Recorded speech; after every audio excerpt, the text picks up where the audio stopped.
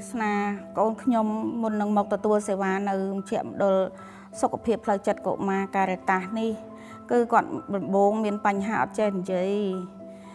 ថែមទាំងថែរក្សាអនាម័យខ្លួនឯងក៏មិនបានទៀតការបារម្ភរបស់ខ្ញុំពីមួយថ្ងៃទៅមួយថ្ងៃសែនពិបាកខ្លាំងណាស់ខ្ញុំមានការបារម្ភ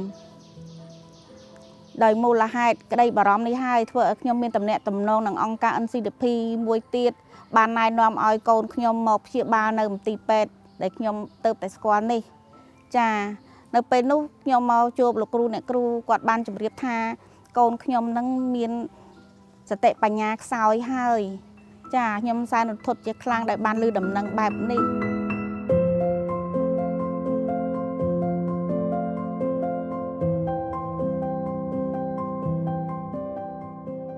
វាសនាបានមកទទួលសេវាកម្មនៅ CCMA យើងតាំងពីអាយុ5ឆ្នាំមកម្ល៉េះគាត់មានបញ្ហាដូចជាអត់ចេះនិយាយអត់ចេះឆ្លើយតបអត់មានទំនាក់ទំនងអត់មានការយល់ដឹង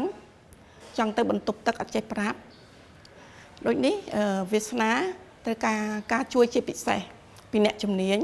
ដើម្បីឲ្យបញ្ហារបស់គាត់ទាំងអស់ហ្នឹងបានប្រសើរឡើងហើយក៏ឲ្យមានភាពឯករាជ្យម្ចាស់ការនៅពេលអនាគតផងដែរ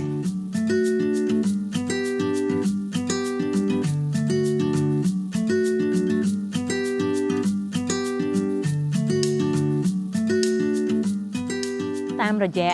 កម្មវិធីលើកកម្ពស់បរិយាបន្នសង្គមការីតាស CCMA គឺបានសហប្រតិបត្តិការជាមួយនឹងការីតាសអភិវឌ្ឍយុវជននៅខេត្តកណ្ដាលដោយយើងបានផ្ដល់ជាវិជ្ជាជីវៈជំនាញបណ្ដុះបណ្ដាលវិជ្ជាជីវៈទៅដល់យុវជនដែលមានពិការភាព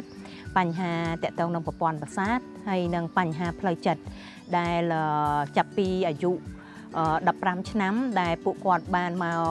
កទទួលការព្យាបាលនៅទីនេះហើយគាត់បានមានភាពប្រសើរឡើងហើយក៏យើងបានធ្វើការបញ្ជូនកុមារយុវជនទាំងហ្នឹងទៅរៀនវិជ្ជាជីវៈនៅកម្មវិធីការិតាសអភិវឌ្ឍយុវជនដែលនេះជាគម្រោងមួយនៅក្នុងគម្រោងបរិយាបន្នសង្គមតាមរយៈការឧបត្ថម្ភគាំទ្រពីការិតាសអាល្លឺម៉ង់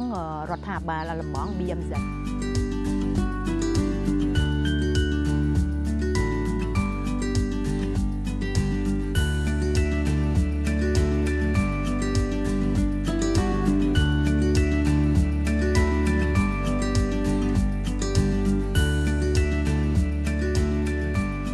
នៅមជ្ឈមណ្ឌលសុខភាពផ្លូវចិត្តកុមារនិងយុវវ័យរបស់យើងគឺយើងតែងតែមានការប្រជុំជារៀងរាល់ថ្ងៃច័ន្ទដោយយើងពិភាក្សាគ្នានៅលើផែនការប្រចាំសប្តាហ៍អញ្ចឹងមុននឹងយើងធ្វើការជជែកគ្នានៅលើផែនការប្រចាំសប្តាហ៍គឺយើងតែងតែធ្វើជា assignment ការធ្វើ assignment នេះឡើងដោយសារតែនៅទីនេះគឺយើងមានអ្នកជំនាញហើយក៏បុគ្គលិករបស់យើងមានតួនាទីផ្សេងគ្នាអញ្ចឹងគឺយើងធ្វើ assignment ដើម្បីឲ្យពួកគាត់រួមចិត្តរួមថ្លើមគ្នាក្នុងការផ្ដល់ជាសេវាទៅដល់អតិថិជនប្រចាំជារៀងរាល់ថ្ងៃហ្នឹងឲ្យបានមានប្រសិទ្ធភាពល្អនៅទីនេះក៏យើងផ្ដោតទៅលើការលើកកម្ពស់នៅលើបរិយាបន្នសង្គមដូច្នេះយើងក៏បានជ្រើសរើសយកវាសនាដែលវាសនាគឺជាកុមារម្នាក់ដែលគាត់ធ្លាប់មកទទួលសេវាកម្មកន្លែងយើងកន្លងមកហើយក្រោយពីគាត់ទទួលបានការអន្តរាគមន៍យើងឃើញថាវាសនាគាត់មានការអភិវឌ្ឍបានល្អ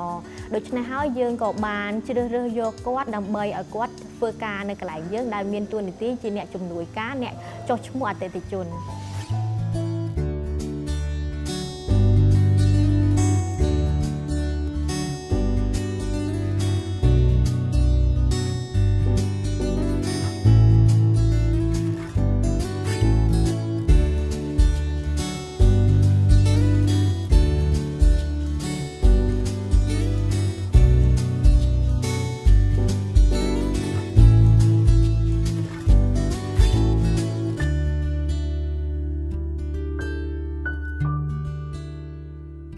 ខ្ញុំសប្បាយចិត្តណាស់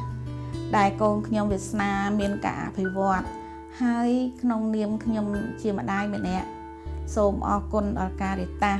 CCMA ដែលបានបណ្ដុះបណ្ដាលដល់កូនខ្ញុំ